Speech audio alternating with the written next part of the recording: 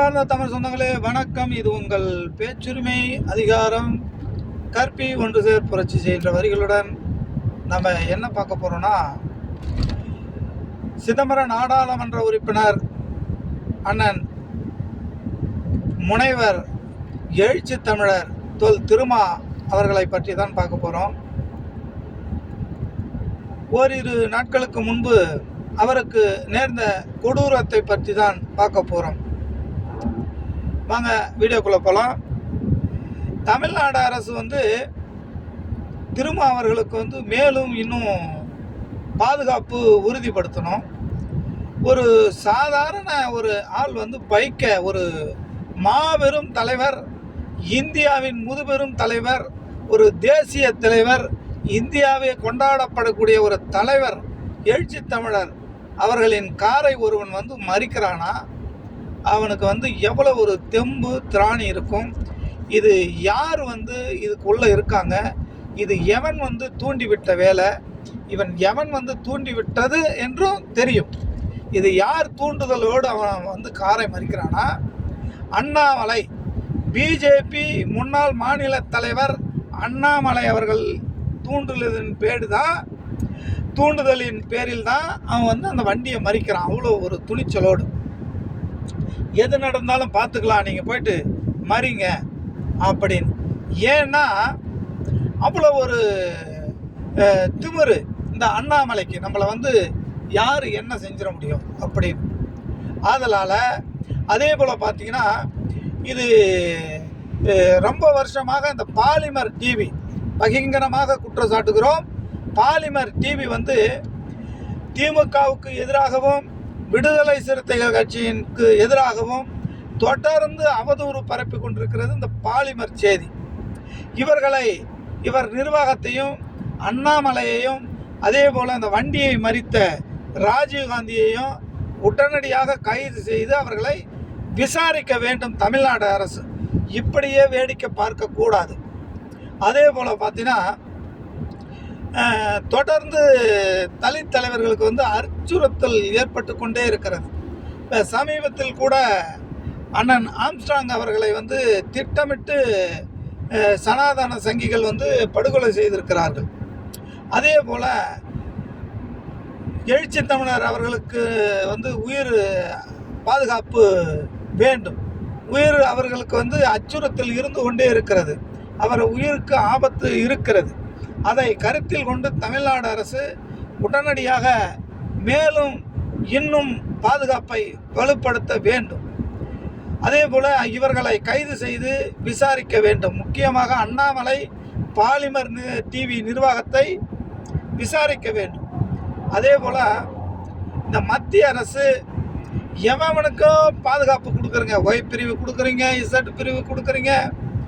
எங்கள் மக்கள் போராளி தொல் திருமா அவர்களுக்கு ஏன் பாதுகாப்பு கொடுக்கவில்லை? ஒய் பிரிவு, இசட் பிரிவு போன்ற பிரிவுகளில் ஏன் பாதுகாப்பு கொடுக்கவில்லை? ஒரு நடிகர் நேற்று வரை படம் நடித்துவிட்டு இன்று கட்சி ஆரம்பித்த உடனே அவருக்கு இசட் பிரிவு கொடுக்குறீங்க, ஒய் பிரிவு கொடுக்குறீங்க, மேலும் இசட் பிரிவு கேட்குறாங்க. அதற்கு நீங்கள் பரிசீலிக்கிறோம் என்று சொல்கிறீங்க. அவர் மக்களுக்காக போராடிய போராட்டம் என்ன? விஜய் அவர்கள் மக்களுக்காக போய் எந்த பொதுவெளியில் நின்றது என்ன? அவர் மக்களுக்காக என்னத்தை பெற்று கொடுத்திருக்கிறார்? இதுவரைக்கும் ஒன்றுமே கிடையாது. மக்களை வைத்து விஜய் அவர்கள் கோடி கோடியாக சம்பாதித்திருக்கிறாரே தவிர இதுவரை மக்களுக்காக எந்த ஒரு முன்னெடுப்பு போராட்டமும் நடத்தியே கிடையாது. ஆனால் அவருக்கு இசட் பிரிவு பாதுகாப்பு, ஒய் பிரிவு பாதுகாப்பு கொடுக்குறீங்க. தொல் திருமா அண்ணன் அவர்கள் பார்த்திங்கன்னா எந்நேரமும் 24 மணி நேரமும் மக்களிடையே இருக்கிறார்கள். அதே போல் பார்த்திங்கன்னா இந்தியாவிலே சனாதனத்தை எதிர்க்கக்கூடிய, நேரடியாக மறைமுகமாக அல்ல, நேரடியாக எதிர்க்கக்கூடிய ஒரே தலைவர் மாண்புமிகு எழுச்சி தமிழர் தொல் திருமா அவர்கள் மட்டுமே. அதை தொடர்ந்து தான் இந்த சனாதன கும்பல் திருமா அவர்களின் உயிருக்கு அச்சுறுத்தல் ஏற்படும் வகையில் செய்து கொண்டே இருக்கிறது. இவர்களின் மிரட்டுதலுக்கு சிறுத்தைகள் அடங்காது, அஞ்சாது. ஏன் இன்று கூட ஒரு பத்திரிகையாளர் சந்திப்பில் உங்களுக்கு ஒய் பிரிவு இசட் பிரிவு பாதுகாப்பு கேட்குறாங்களே அப்படின்னு கேட்டதுக்கு அவர், எனக்கெல்லாம் பாதுகாப்பெல்லாம் கிடையாது, எனக்கு பாதுகாப்பே வேண்டாம், நான் தமிழ்நாட்டில், என் நாட்டில் இந்தியாவில் இருக்கிறேன், எனக்கு எதுக்கு பாதுகாப்புன்னு சொல்கிறாரு. அது அவருடைய பெருந்தன்மை. இருந்தாலும் மத்திய அரசும் மாநில அரசும் இதை கருத்தில் கொண்டு உடனடியாக அவருக்கு பாதுகாப்பு வழங்க வேண்டும், பாதுகாப்பு வழங்க வேண்டும். அதோடு இல்லாமல் இந்த அண்ணாமலை செய்த போராட்டம் என்ன, அண்ணாமலைக்கு உயிருக்கு என்ன அச்சுறுத்தல் இருக்கிறது, யார் இது வரைக்கும் கம்ப்ளைண்ட் பண்ணியிருக்காங்க, விஜய்க்கு உயிருக்கு என்ன அச்சுறுத்தல் இருக்கிறது, இது வரைக்கும் விஜய்க்கு கொலை மிரட்டல் யார் இது வரைக்கும் கொடுத்துருக்காங்க, இவர் வழக்கு பதிந்தது என்ன, இது போன்ற ஆர்எஸ்எஸ் தலைவர்களுக்கு, நிறைய தலைவர்களுக்கு போலீஸ் பாதுகாப்பு கொடுக்குறீங்க, எதுக்கு கொடுக்குறீங்க? அந்த வகையில் எழுச்சி தமிழர் மக்கள் போராளி தொல் திருமாவர்களுக்கு உடனடியாக தமிழ்நாடு அரசு மேலும் பாதுகாப்பு வழங்க வேண்டும். அதோடு இல்லாமல் இந்த அம்பேத்கர்வாதி, அம்பேத்கர் சித்தாந்தவாதிகள் இதுவரைக்கும் இதை பற்றி வாய் கூட திறக்கவில்லை, மௌனமாக கிடக்கிறார்கள், பயந்தாங்கோலிகள். ஏனென்றால் இவர்கள் எல்லாம் சனாதனத்தில் போயிட்டு விழுந்து விட்டார்கள், சனாதன என்ற ஒரு சாக்கடைக்குள் விழுந்து கிடக்கிறார்கள். ஆனால் ஒரு திருமாவர்கள் அப்படி அல்ல. அவர் மக்களுக்கு எது நன்மையோ அது மட்டுமே செய்கிறார்.